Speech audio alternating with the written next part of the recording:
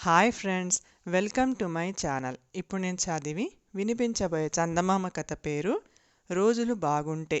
ఒక గ్రామంలో ఒక రైతుకు ఒక కొడుకు ఉండేవాడు. వాడి పేరు భీముడు.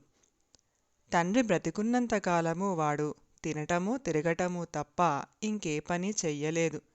తెలివితేటలు ఉండి వాడు బ్రతుకు తెరువుకు ఒక్క విద్య నేర్చుకోలేదు. తండ్రి పోయాక వాడు తన కాళ్ల మీద తాను నిలబడవలసిన అవసరం ఏర్పడింది. అందుచేత వాడు తనకు తండ్రి వదిలిపోయిన 5 వరహాలు తీసుకొని మొదట వడ్రంగులపాలెం వెళ్ళాడు. అక్కడి వాళ్లకు 2 వరహాలు ఇచ్చి పొద్దున నుంచి సాయంకాలం లోపుగా వడ్రంగం అంతా నేర్చుకున్నాడు.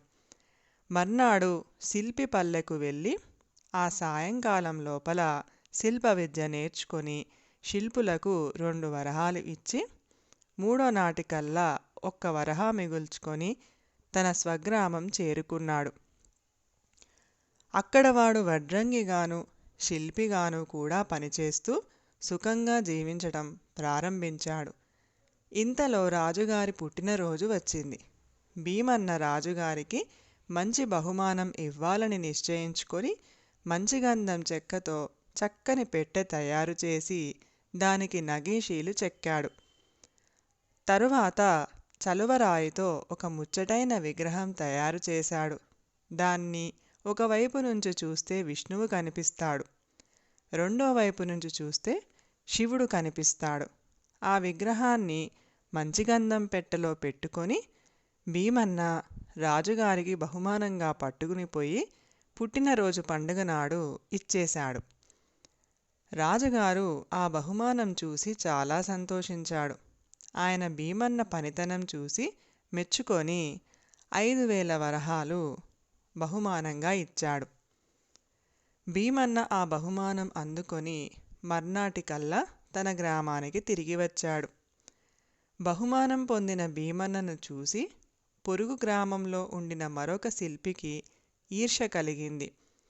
అతను ఇంకా హెచ్చు బహుమానం రాజుగారి నుంచి పొందాలనుకొని తమ దేశపు రాజుగారు శత్రురాజును ఓడించి చంపుతున్నట్టుగా ఒక శిల్పం తయారు చేసి ఒక వడ్రంగి చేత ఆ శిల్పానికి తగ్గట్టుగా ఒక పెట్టె చేయించి పెట్టెతో సహా ఆ శిల్పాన్ని పట్టుకొని వెళ్ళి రాజుగారికి సమర్పించాడు.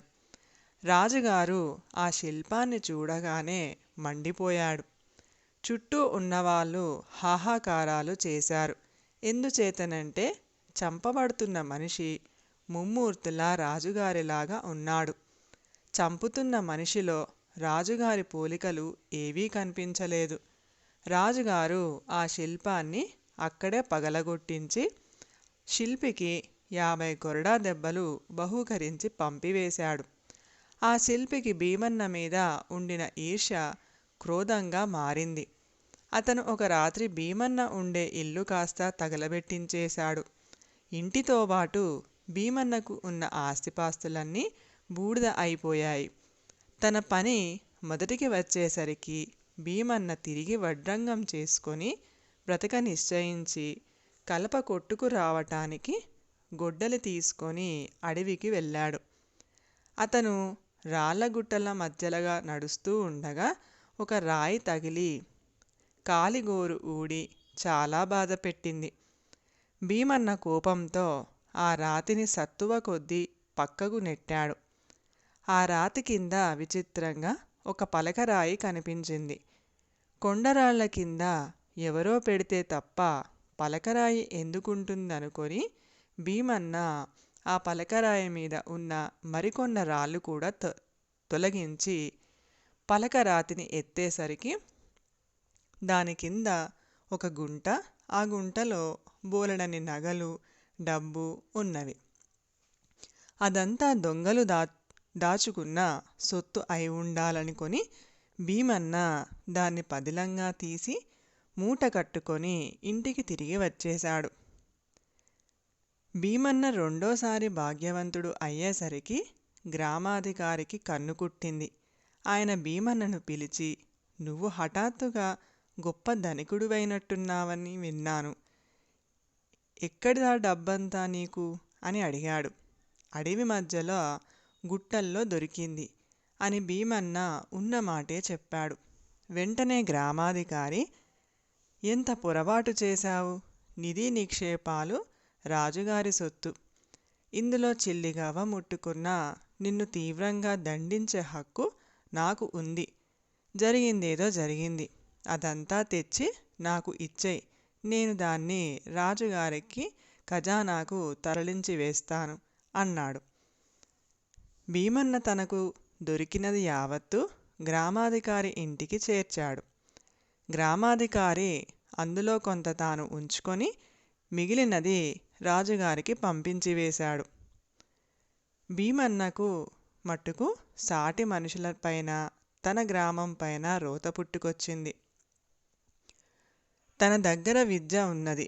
ఏ దేశం పోయినా తాను హాయిగా బ్రతకగలడు. అందుచేత అతను తన పరికరాలు తీసుకొని మరొక రాజ్యానికి బయలుదేరాడు. అరణ్యం మధ్య అతనికి అనేక గ్రామాలు తగిలాయి.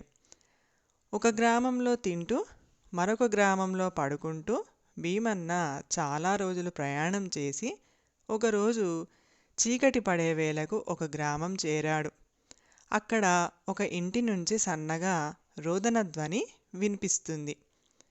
భీమన్న ఆ ఇంట్లోకి తొంగి చూసేసరికి ఒక 16 ఏళ్ల పిల్ల ఏడుస్తూ కనిపించింది. ఏమమ్మాయి, ఎందుకు ఏడుస్తున్నావు? ఈ ఇంట్లో నువ్వు ఒక్కతివే ఉన్నట్టున్నావు. నీకెవరూ లేరా అని అడిగాడు భీమన్న. నన్ను చిన్నతనంలోనే దొంగలెత్తుకుపోయి ఈ అరణ్యంలో వదిలివేశారు. నన్ను ఈ ఇంటివాడు పెంచి పెద్దదాన్ని చేశాడు. ఈ ఉదయం ఆయన కూడా చనిపోయాడు. నాకిప్పుడెవరూ లేరు. ఏడవటం తప్ప నాకిప్పుడు ఇంకేమీ మిగలలేదు అన్నది ఆ పిల్ల. ఆమె తన అసలు తల్లిదండ్రులెవరో చెప్పలేకపోయింది. దిక్కులేని దానివైతే నా వెంట వచ్చేయ్, మనం వివాహం చేసుకొని ఎక్కడైనా కాపురం పెట్టుకుందాం అన్నాడు భీమన్న. భీమన్న ఆ మాట అన్నాక ఆమెకు ప్రాణం లేచి వచ్చినట్లయింది. ఆమె లేచి వంట చేసింది. ఆమెనే పరీక్షగా చూస్తున్న భీమన్నకు ఆమె ఎడమ కాలి మీద గాయం మచ్చ కనపడింది.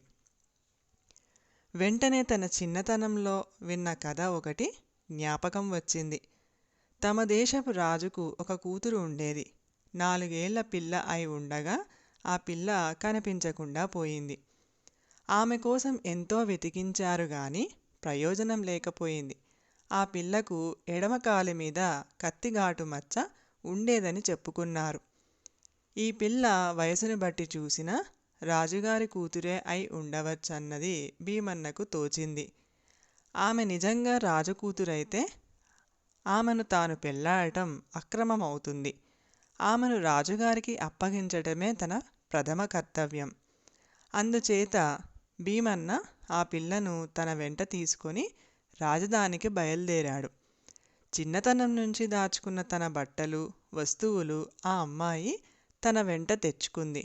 వాటిని చూసి రాజుగారు తన కుమార్తెను సులువుగానే పోల్చుకున్నాడు. 12 ఏళ్ల క్రితం పోయిన పిల్ల దొరికినందుకు రాజభవనంలో చెలరేగిన ఉత్సాహానికి అంతులేదు. తన కుమార్తెను తనకు చేర్చినందుకు భీమన్నకు ఏమి బహుమానం ఇద్దామా అని రాజుగారు ఆలోచిస్తూ ఉంటే రాజకుమార్తె తనను అతనికి ఇచ్చి పెళ్లి చేయమంది. అతనిలో ఏ కోశాన స్వార్థం లేదు. నేను దిక్కులేని దాన్నిగా ఉన్నప్పుడు అతను తనను పెళ్లాడమన్నాడు. నేను సరే అన్నాను.